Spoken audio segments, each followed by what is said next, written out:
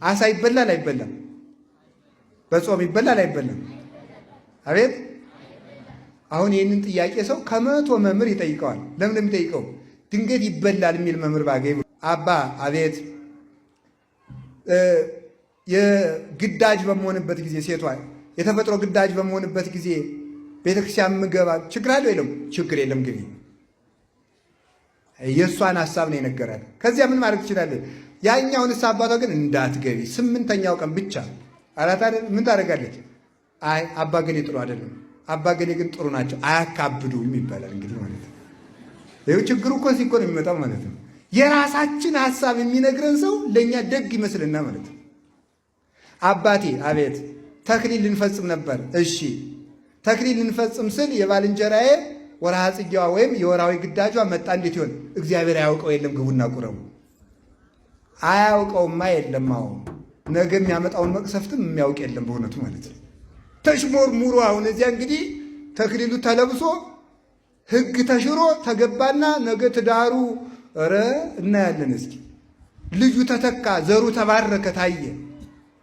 ስቃይ እየበላን ያለ ነው። በዚህ መልኩ በመጡት አይደለም እንዴ? ችግር የለውም። አላችሁ የላችሁም?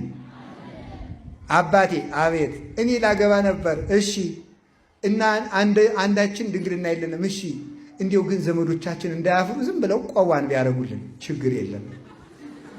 ይሄ አይደለም እንዴ ችግር የፈጠረው? እንደ ራሳችሁ ሐሳባት ነው፣ እንደ እግዚአብሔር ሐሳብ በሉላችሁም። እንደማን ሐሳብ አልኳችሁ?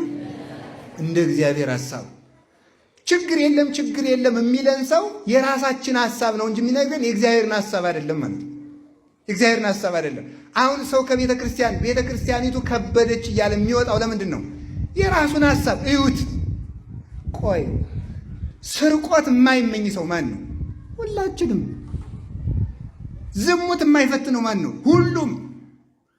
ጠዋት መብላት የማይፈልግ ጾም ቢቃለልለት የማይፈልግ ማን ነው? ሁሉም። ብርድ አይብረድህ፣ ጾም ይቅርልህ፣ ስራ ይቅርልህ፣ ክርስቶስ ሙቶልሃል ቢባል ማረፍ የማይፈልግ ማን ነው? ሁሉም። እዩ በሞቴ እረፍት የማን ሐሳብ ነው? የእኛ በሉ። መብላት የማን ሐሳብ ነው? መተኛት የማን ሐሳብ ነው? ምቾት የማን ሐሳብ ነው? አዎ። ስለዚህ የእኛን ሐሳብ እየነገሩ ከእግዚአብሔር ሐሳብ እየለዩ ከቤተክርስቲያን ያወጡናል ማለት ነው። የእኛን ሐሳብ የሥጋ ፍላጎታችን። ለዚህ ነው ቅዱስ ጳውሎስ እንደ ሥጋ ፈቃድ ብትኖሩ ትሞታላችሁ፣ እንደ እግዚአብሔር ሐሳብ ብትኖሩ ግን በሕይወት ትኖራላችሁ ያለ። እንደ ሥጋ ሐሳብ ብትኖሩ እዩት።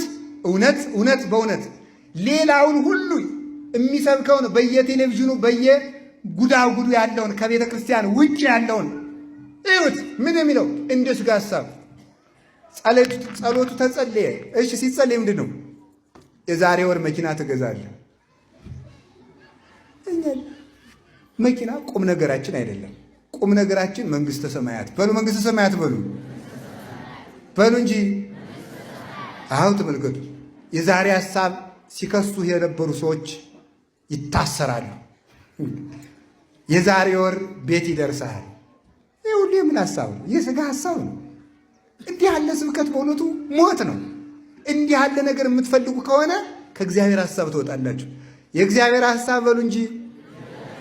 የእግዚአብሔር ሐሳብ በሉ እንጂ። የእግዚአብሔር ሐሳብ በሉ። የእግዚአብሔርን ሐሳብ ለማገልገል ያብቃል።